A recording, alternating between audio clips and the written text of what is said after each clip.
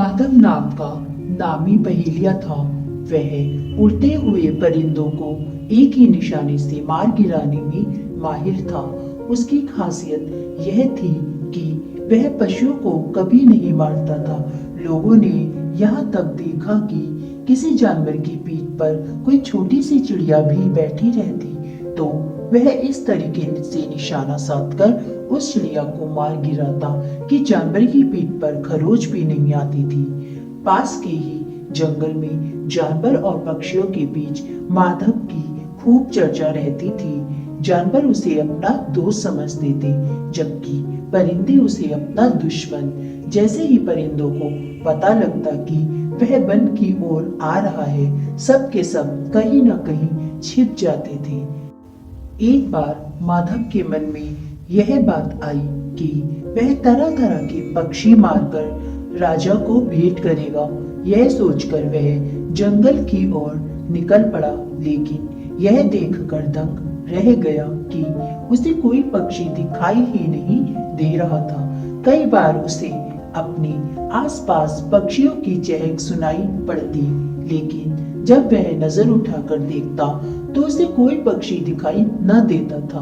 अंत में दोपहर हो गई, धूप तेज थी, उसे खूब प्यास लग आई, लेकिन आसपास कहीं भी पानी का नामो निशान नहीं दिखा। थक हार कर वह एक पेड़ के नीचे लेट गया।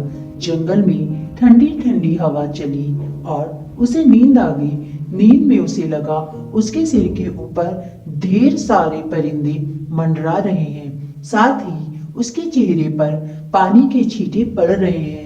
वह बार बार नींद में ही अपने चेहरे को पोंछने की कोशिश करता, लेकिन फिर से पानी के छींटे उसके चेहरे पर पड़ने लगते। इससे उसकी नींद में बाधा पड़ी। सपने में ही वह हड़बड़ाकर उठ बैठा। उसने देखा कि उसके चारों ओर ढेर सारे परिंदे उड़ रहे हैं। पास में ही एक बहुत बड़ा घड़ा रखा है जो पानी से भरा हुआ है। परिंदे बार बार अपने पंखों को उस घड़े में डुबोते और फड़फड़ाकर उड़ जाते। उसी के छींटे उसके चेहरे पर पड़ते। इतने सारे परिंदों को उड़ता देखकर वह खुश हो गया, लेकिन उसने जैसे ही परिंदों को मारने के लिए अपना निशाना साधा तो वह यह देखकर दंग रह गया कि सारे परिंदे गायब हो गए। फिर उसने जैसे ही तीर धनुष नीचे रखा, वैसे ही परिंदों का झुंड फिर से उसके सिर पर मंडराने लगा।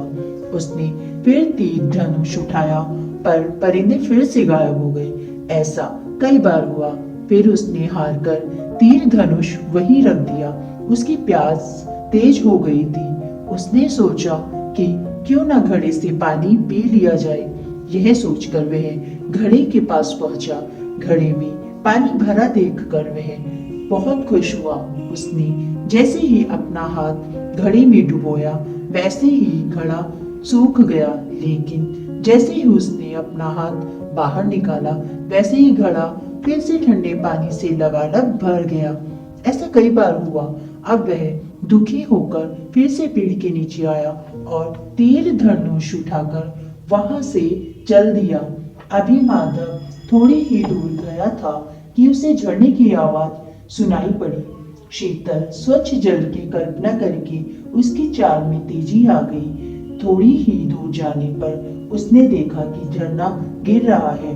उसका पानी एक झील में इकट्ठा होता जा रहा है। उसे लगा कि अब उसकी समस्या सुलझ गई है। यह सोचते सोचते वह झील के नजदीक पहुंच गया। उसने कपड़े उतारे और झील में दाखिल हो गया, लेकिन यह क्या, जैसे ही वह झील में घुसा, उसे ऐसा लगने लगा मानो वह दलदल में फंस गया हो। वह दलदल से निकलने के लिए जितनी अधिक कोशिश करता, उतना ही अधिक गहरे दलदल में फंसता जाता। धीरे धीरे वह गर्दन तक दलदल में फंस गया। वह समझ गया कि अब बचने का कोई उपाय नहीं है। दलदल उसके मुंह तक आ गया था। इतने में ही उसने देखा कि उसके सिर पर बाज पक्षियों का झुंड मंडरा रहा है। बाज पक्षियों ने अपने मुंह में एक डंडा पकड़ रखा है। उसे लगा कि काश वह डंडा उसकी पकड़ में आ जाता, लेकिन यह क्या, बाज पक्षियों का झुंड उसके हाथों के करीब आ गया। डंडे को अपने नजदीक पाकर माधव ने पूरी ताकत से डंडे को पकड़ लिया। बाजों का झुंड अब पूरी ताकत से उस डंडे को मुंह में दबाए उड़ने लगा।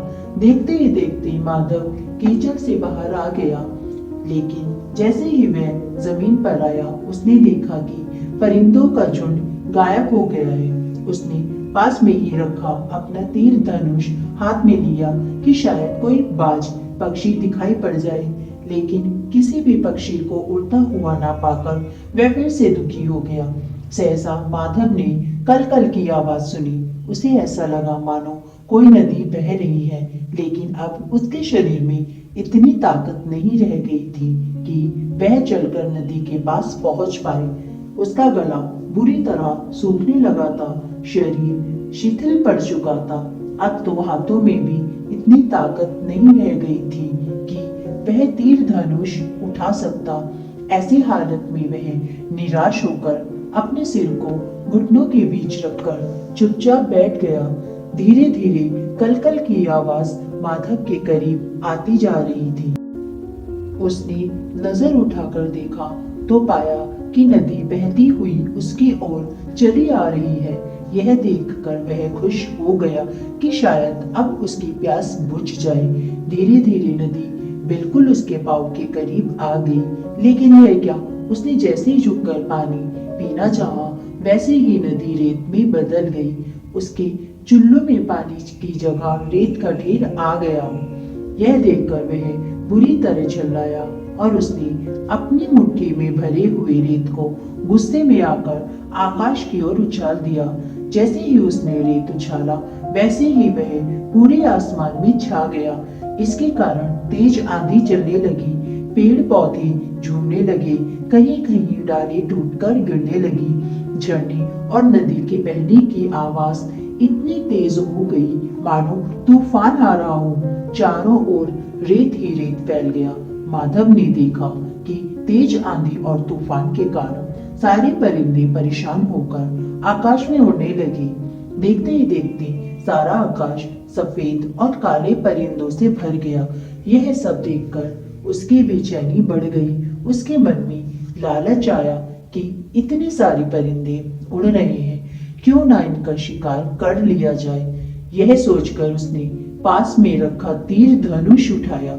निशाना साधने के लिए उसने जैसे ही अपनी आंखें खोली वैसे ही उसकी आंखों में आंधी की रेत भर गई। तीर धनुष उसके हाथों से छूट गया और वह तेजी से अपनी आंखें मलने लगा।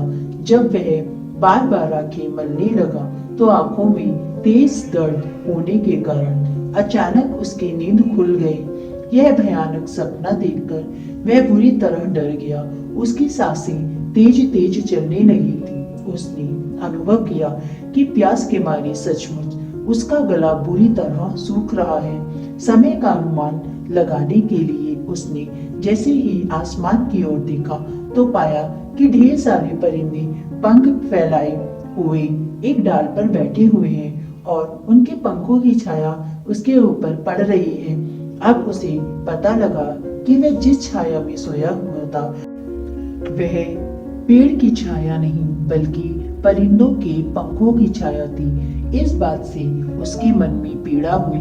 उसने सोचा, मैंने अब तक जिन परिंदों का शिकार करके इतना नाम कमाया है वे मुझे इतना अधिक प्यार करते हैं।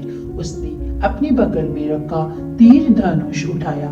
यह देखते ही सारे परिंदे उड़ गए। उसने अपने तीर धनुष के टुकड़े टुकड़े कर दिए और पास के ही गड्ढे में फेंक दिए। यह देखकर जंगल के सारे परिंदे खुश हो गए। परिंदों का एक झुंड आया और उसके चारों तरफ मंडरा मंडरा कर चहकने लगा। कुछ परिंदों के पंखों से सचमुच उसके चेहरे पर पानी के छींटे पड़ रहे थे। परिंदे धीरे धीरे उसके आगे आगे उड़ने लगे और वह उनके पीछे पीछे चलने लगा।